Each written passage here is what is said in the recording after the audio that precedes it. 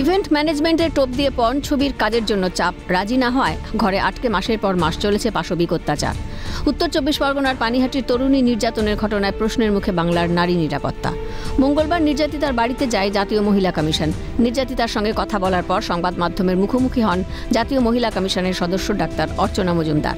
তাঁর কথায় নিঃশব্দে কাজ করে জাতীয় মহিলা কমিশন। কমিশনের পদক্ষেপের ভিত্তিতে নড়েচড়ে বসেছে পুলিশ। রিপোর্ট চাওয়ার 72 ঘন্টার মধ্যেই গ্রেফতার হয় অভিযুক্তরা। আমরা তো করেছি, আমরা প্রথমেই সুমোটো কগনিজেন্স নিয়ে আমরা পুলিশের কাছে এইটার রিপোর্ট চেয়েছিলাম এবং পুলিশ আমাদের 72 ঘন্টার মধ্যে রিপোর্টের যেদিন চেয়েছি তার পরের দিনই তারা দুজন ধরা পড়ে। আমরা নিঃশব্দে কাজ করি, আমরা বলে কাজ করি না, পুলিশ হয়তো ধরাই পড়তো না। নির্যাতিতার শারীরিক অবস্থার কথা বলতে গিয়ে অর্চনা মজুমদার জানান, দেহের ক্ষত সেরেছে ঠিকই, কিন্তু ক্ষতের দাগ হাজার প্লাস্টিক সার্জারিতেও মেটানো সম্ভব নয়। পাশাপাশি রয়ে গিয়েছে মনের আঘাত। একই সঙ্গে তার স্বাভাবিক ছন্দে ফেরা নিয়েও সন্দিহান ডাক্তার অর্চনা মজুমদার।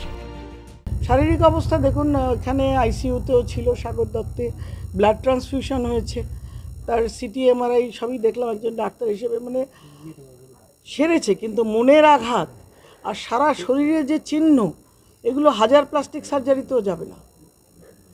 এবং মেয়েটির যা ক্ষতি হয়ে গেছে নিজের পায়ে আর সোজা হয়ে ভবিষ্যতে দাঁড়িয়ে লড়াই কতটা দিতে পারবে, that is also $1 billion question. মাসের পর মাস ঘরবন্দি করে চলেছে অকথ্য অত্যাচার। হাসপাতাল থেকে বাড়ি ফিরলেও আতঙ্ক কাটছে না, ঘুমোতে পারছেন না বলে জানিয়েছেন নির্যাতিতা। একটু ঠিক আছে, ওষুধ চলছে, একটু ঠিক আছে, কিন্তু ব্রেনটা এখনো মানে ঠিক হয়নি, ব্যথা করে। আর রাতে তো আমি ঘুমাতে পারি না ভয়তে, মানে এত মেরেছে ওগুলোই মানে আসে আমার মনে, আমি ঘুমাতে পারি না রাতে।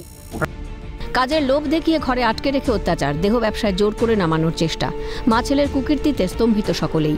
নির্যাতিতার ও তাঁর পরিবারকে আশ্বস্তের পাশাপাশি পুলিশি পদক্ষেপের দিকেও নজর থাকবে বলে জানিয়েছেন জাতীয় মহিলা কমিশনের সদস্য ডাক্তার অর্চনা মজুমদার।